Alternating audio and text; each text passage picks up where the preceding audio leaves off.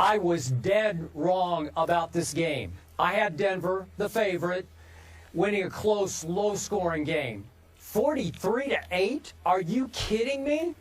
So my big picture takeaway is that on a night that was made outdoors in New Jersey in February for Peyton Manning, almost 50 degrees at kickoff, and with today's rules, obviously favoring the offense to score nothing but point after point after point, that Seattle defense shocked me by making a case, making a statement, and we will debate this a little later in the show, that it should be the unit considered for all-time greatness, because it didn't just dominate Peyton Manning and company.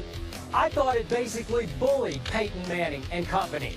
But Stephen A., allow me also to say that I did not think that Peyton and company ever psychologically recovered from the first snap of the football game, which was an unforced error, a premature snap, as you well know, that went right over Peyton's head as he was attempting to change the first play at the line of scrimmage. That wasn't just Manny being Manny, as in Manny Ramirez doing this all the time. He never does that. And from that point on, I thought Peyton Manning, who put up obviously the greatest regular season numbers we have ever seen from a quarterback, looked skittish and shell-shocked. Even the hint of pressure that he got forced that ugly duckling of an overthrow that went right to obviously Cam Chancellor. And then on the second interception, Averill just blew up Orlando Franklin, hit Peyton's arm, pick six going the other way. And to me, Seattle made sure that Peyton Manning starred in Duck Dynasty last night on the Super Bowl stage. This game was over by halftime. Stage is yours. Well, first of all, let me say this, Skip Bayless. Obviously, I was dead wrong because I thought that somehow, some way, Peyton Manning would be able to figure them out. That simply wasn't the case. But, you know, we can engage in hyperbole. We can be insulting or whatever the case may be. It's just important to be factual. I'm dead serious with this.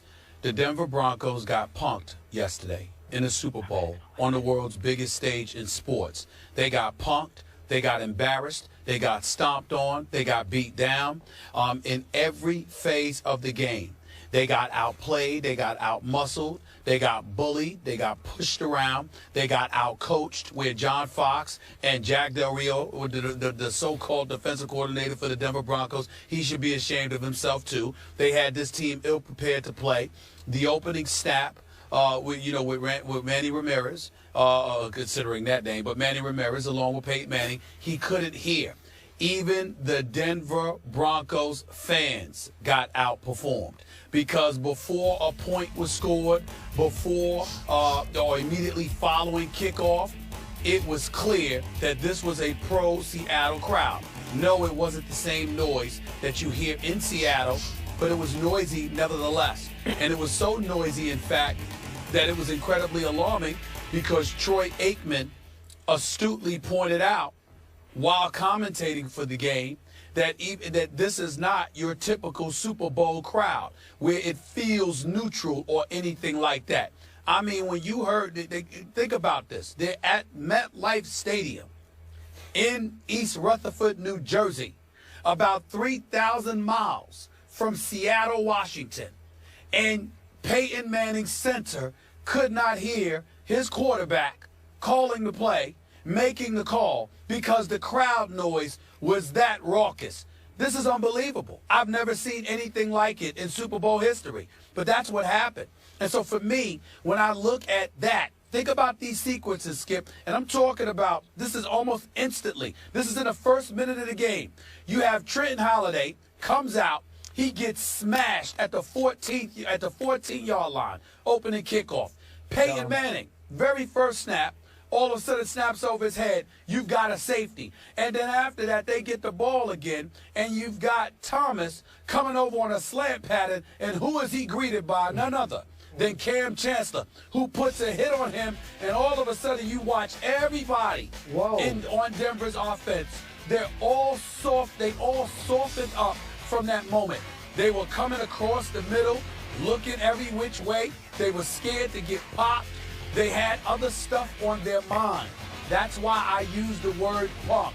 Yes, Peyton Manning may have been offended by the word embarrassed. It was an embarrassing performance. It was putrid. It was pathetic on a part of the offense. But Seattle's defense is just lethal, man.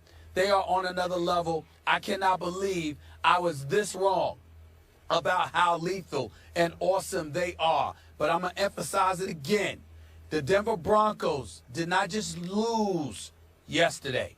They got punked. Straight up punked, diminished, minimized. I mean, they had their hearts snatched out of their chest within the first 3 minutes of the game, and Seattle never looked back because Denver never looked forward.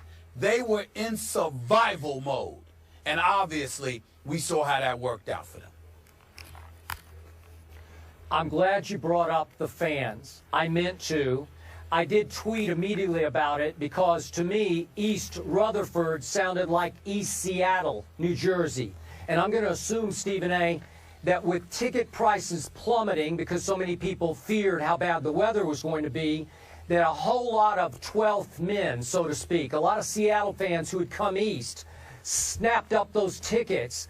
And I don't think Peyton and company were ready for the wall of noise that hit them, as you say, maybe not like it would in Seattle, but I've been to a whole lot of Super Bowls dating back to Super Bowl 10, I believe it was, and I have never heard a pro crowd on a neutral field be that loud early in the game the way Seattle's was. So the 12th man did travel, and I think it also helped inspire a Seattle offense, Stephen A., because Russell Wilson, as usual, didn't put up a lot of flashy stats, just 206 yards passing, but he made key throw, as usual, after key throw, the 2 touchdown passes. And the stat of the night for me, offensively for Seattle, that's the first time in Super Bowl history that an offense gave up no turnovers and no sacks. 0 turnovers, 0 sacks for the Seattle Seahawks. Well, when you're forcing 4 turnovers on the other side, I think it's going to be a rout, and it was. And as I also tweeted early in the second half after Percy Harvin ran the second half kickoff back to make it, what was it, 29-0? 29. They should have let Bruno Mars come back out. Bruno Mars should have come back out and played the rest of the second half because he was way better at halftime than the game we were forced to watch the rest of the way. No question about it. I'll tell you something else, Skip Bayless. You know, listen, when I look at these guys, it is unforgivable how John Fox, you got to remember, John Fox's signature is defense, even though he's a head coach of this league. All right? Now he's the coach. He's lost a Super Bowl with 2 different teams. But this man is about defense. Jack Del Rio is supposed to be about defense. And you know what Seattle's defense is going to bring to your offense. How can you be so thoroughly ill-prepared in a game of this magnitude? We got to remember, they didn't have a potent running game, a potent running attack yesterday. They pretty much neutralized Marshawn Lynch to some degree. But Percy Harvin looked like he had jets, like a jet backpack or something. They couldn't stay with this man. They couldn't stay with this man. You look at Curse, you look at Golden Tate, these boys, they seemed as if they could do what they wanted. And in the meantime, the Denver Broncos, you don't even record a first down until about 3 or 4 minutes into the second quarter. Yeah. Not even a first down. Yeah. This is just, I mean, they got beat down on an epic level. There is no category in which the Denver Broncos beat Seattle yesterday. Special teams, offense, defense, protecting the pass as opposed to, listen, they didn't even blitz. They had pressure on Peyton Manning all day. They didn't even blitz. They didn't have to. Avril and these boys, they couldn't do it. Clemens and Avril couldn't do anything with them. Couldn't do anything with them. It's just embarrassing. Peyton Manning went from not being touched to being touched all night long. It was bad, man. So when we come back, we will head back out on the road, but this time it's for the NBA Finals. Skip Spurs versus Stephen A's Miami pick. The best moments from our time on the road is next.